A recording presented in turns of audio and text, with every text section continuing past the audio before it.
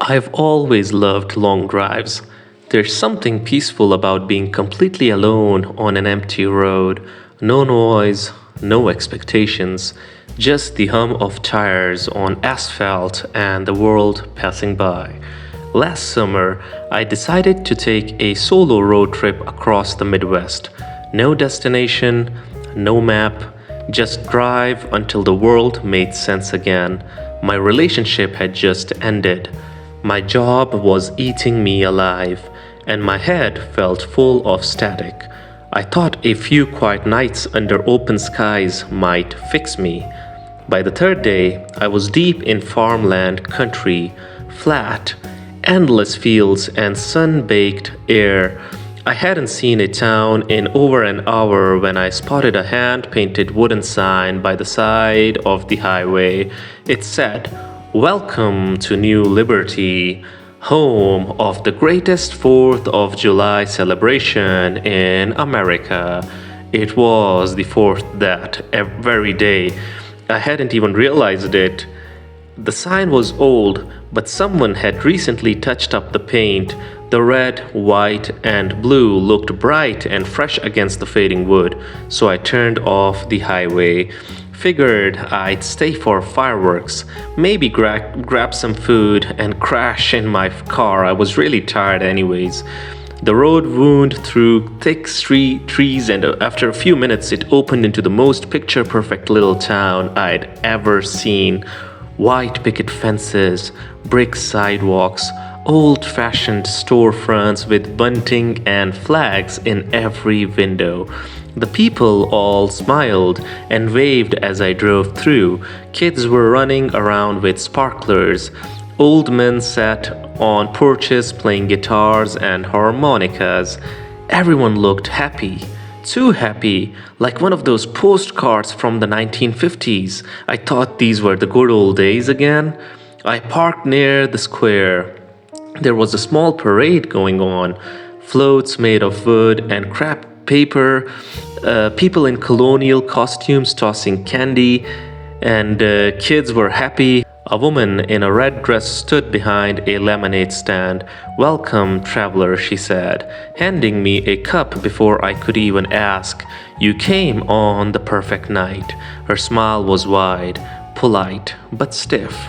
Her hands, though, were strange, cold when she brushed mine, too cold for July. I walked through town for hours, taking photos, eating, talking to people. Everyone was friendly, almost too friendly. They all asked the same question too. "Where are you from?" Then when I answered, they'd all say the exact same thing. "Freedom is waiting here, friend."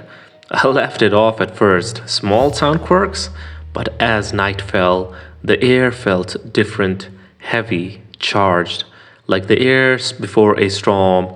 The fireworks started at exactly 9, and I mean exactly.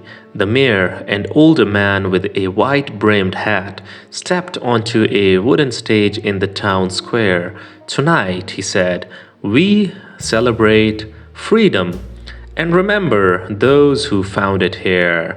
People cheered, and then the sky exploded in color. The fireworks were stunning, brighter than any I'd ever seen in my entire life. The shapes were strange though. They didn't just burst randomly, they formed patterns, faces, words. I thought I was imagining it, but one of them clearly spelled out STAY, stay. Then another, with us. The crowd didn't seem to notice. They were all smiling, eyes reflecting the red and blue light like glass. I turned to leave, suddenly uneasy. That's when I noticed something else. Every person around me was wearing the same clothes, the same style, from the 1940s, suspenders, bonnets, floral dresses. Even the music was old, scratchy like it came from a record player. I checked my phone. No signal, no GPS. The clock flickered between 11:59 p.m. and 12 a.m. like it couldn't decide. Then everything went silent. No music, no fireworks, just quiet. I heard footsteps behind me. When I turned, the woman from the lemonade stand was standing there. Her red dress was burned in places, like ash clung to the fabric. Her smile hadn't changed. "Did you enjoy the celebration?" she asked. I nodded, frozen. She stepped closer, her voice lowering to a whisper. "New Liberty only opens once a year. On the night we burned, you are lucky to see it." I didn't understand. "What do you mean, burned?" She tilted her head. "The fire, the explosion, the night we all went free." Then she smiled wider, too wide, and her eyes turned black, like empty sockets filled with smoke. I ran, I didn't look back. I jumped into my car and drove straight out of town. The second I passed the wooden sign at the edge, everything behind me vanished. No town, no lights, just empty fields. I drove until sunrise, shaking, heart pounding. When I reached a gas station, I asked the clerk if he knew anything about a place called New Liberty. He stared at me like I'd said a ghost's name. "New Liberty burned down in 1948, he said quietly. 1949, 1950, in 1950 there was nothing, only ashes. It burned thrice in 3 years, 1948, 1949, and 1950, all on 4th of July. Fireworks factory exploded, killed everyone. Some folks claim the town comes back once a year ever since, just for one night. 4th of July. I didn't believe him, not really, until I checked my phone. My gallery was full of pictures from the night before, the square, the parade, the fireworks, but everyone's faces were warped, melting, distorted, and in one of them, the woman from the lemonade stand was standing right beside me. Her hand was resting on my shoulder, but she hadn't been there when I took the photo. In the reflection of the store window behind us, I could see her face clearly, black eyes, burned skin, smiling, and next to her reflection was mine, but my face was charred, ashen, like I'd been in the fire too. I deleted everything. I tried to move on, but every year since then, on 4th of July, I hear it again. Faint music in the distance, marching bands, fireworks, laughter carried on the wind, and sometimes if I drive at night, I'll see faint lights far off in the fields.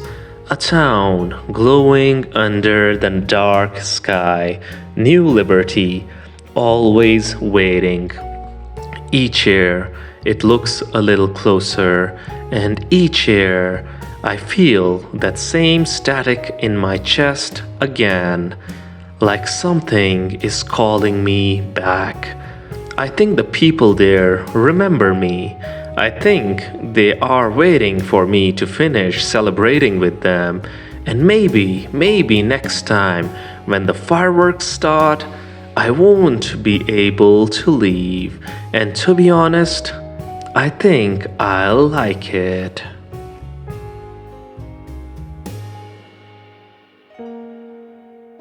I grew up in a small town called Maple Hollow. Population a little over 2,000. It is the kind of place where everyone knows everyone, and nothing ever really changes. The only thing people got excited about was the 4th of July parade. Every year, families lined Main Street hours before sunrise. Kids waved flags, vendors sold red, white, and blue popsicles, and old veterans marched with pride. But I left Maple Hollow 10 years ago. Too many bad memories. My dad died the night after the parade when I was 18.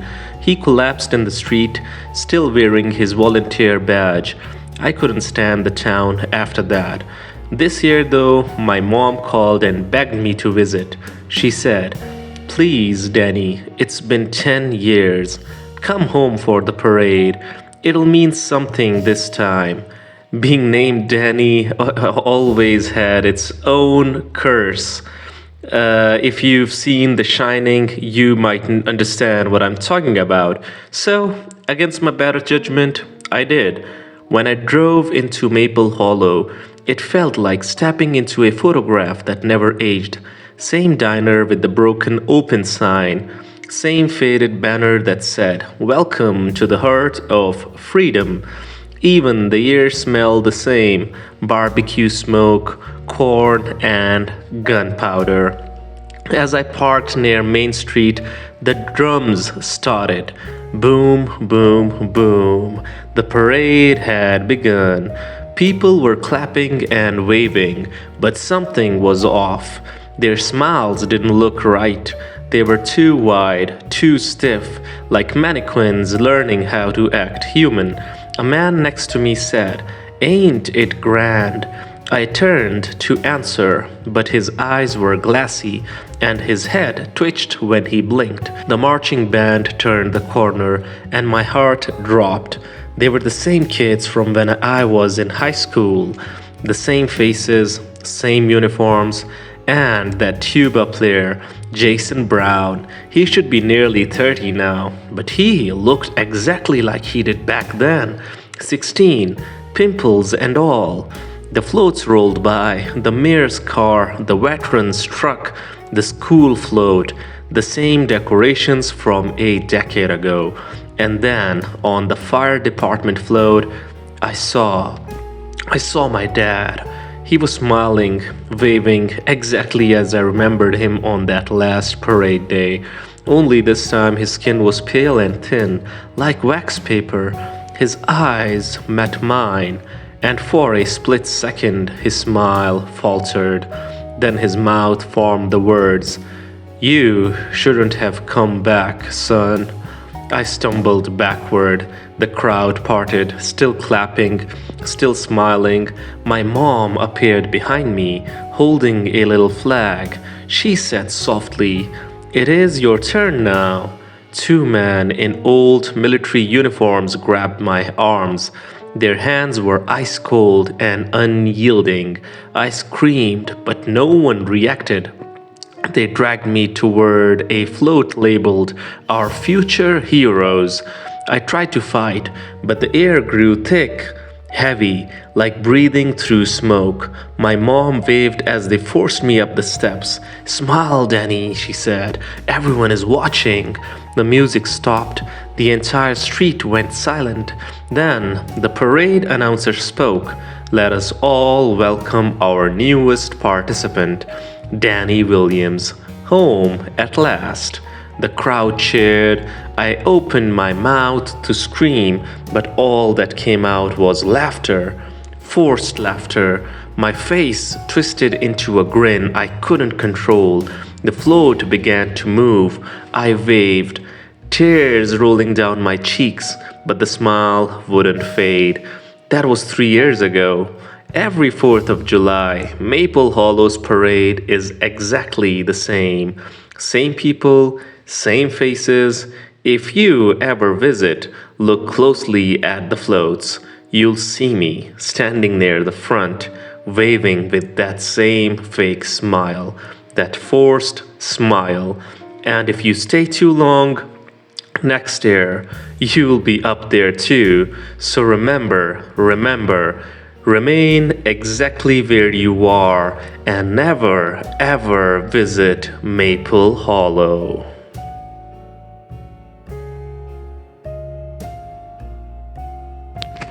My name is Lena, and my father made fireworks for a living.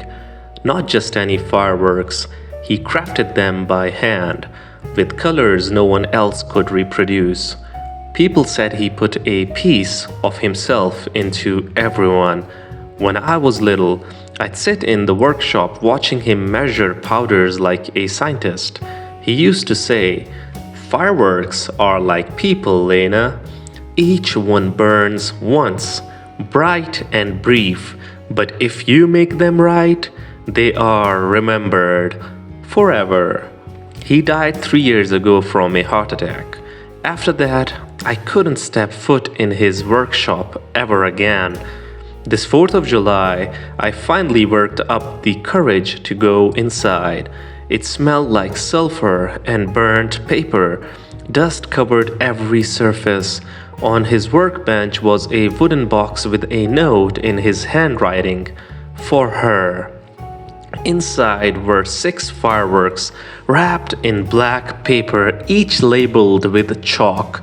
Home, mother, laughter, loss, fire, and finally, the finale. I felt a strange pull, like he wanted me to light them. So that night, I took them to the field outside town, the same one where he used to perform his shows. A few people had gathered there, waiting for the official display to start. I stood alone at the edge and lit the first fuse. Home. The firework exploded into the shape of our old house. Every window glowed warm yellow. I could even see shadows of people moving inside. The crowd gasped. Some clapped. I was amazed. Everyone was amazed. Nostalgia hit. Everyone was happy. Then, Mother. It burst into my mom's face, smiling down from the sky, her hair shimmering like gold sparks. I whispered, "Mom?" Before realizing my hands were shaking. Is it really my mom? Or what? This time it gave me creeps. This wasn't my mom. This was something else entirely. I could feel it. The third, laughter. This time, instead of a shape, I heard my father's laugh echoing from the explosion. It was so clear, it felt like he was standing right next to me. People looked around, confused. Some thought it was a trick, like it happens in a magic or in a circus, but I knew that voice. Then I saw something moving in the light, a figure, tall, in his work apron, standing at the edge of the field, watching me. Is it my father? No, this is something else entirely. The voice, the face of my mother, although they are of my parents, but this is something else entirely. Anyways, out of curiosity, the next firework, loss, lit itself. When it exploded, it showed a coffin surrounded by mourners, but the faces were all glowing like embers, and one of them was mine. Now I knew that this was a place I shouldn't be in. This was something my father had kept all along as a secret.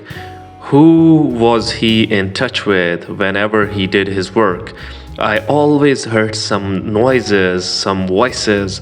Whenever he used to work, I thought that someone else is with him. I always thought this was my illusion, but I think that it was something more than that. Anyways, the fifth fire went up before I could stop it. It burst into a red inferno that didn't fade. The sparks fell to the ground and caught the grass. Real flames spreading fast. The figure in the distance started walking toward me. I realized then, and it was confirmed. It wasn't my father. It looked like him, but its face was wrong. Eyes hollow, mouth burned black, grinning too wide. Who is he, or what is it? The final rocket, finale, lit itself. I tried to run. I knew this was a bad idea and things weren't going right. But obviously my legs gave out. I couldn't run anymore. I do not know why, although I'm a really good sprinter. I've won pretty good marathons, and I've won 100 meter, 400 meter races my entire life. But this time, my legs gave out. I couldn't run. Anyways, when it exploded, it formed my face in the sky, smiling, crying, screaming all at once, and I felt something inside me ignite. Light poured from my fingertips. The crowd cheered, thinking it was all part of the show, but I could feel myself dissolving, turning into something else entirely, burning from the inside out. As my body turned to sparks, I saw the creature nod approvingly. Then the world went white. The next morning, people found a blackened circle where I'd been standing. The box of fireworks was gone, but witnesses say they saw one last firework that night. A bright silhouette of a girl holding her father's hand, fading slowly into smoke. They call it Lena's light. And if you listen closely, you can still hear laughter echoing long after the show ends. And they say every 4th of July, Lena's light lights the sky. You just have to look close enough.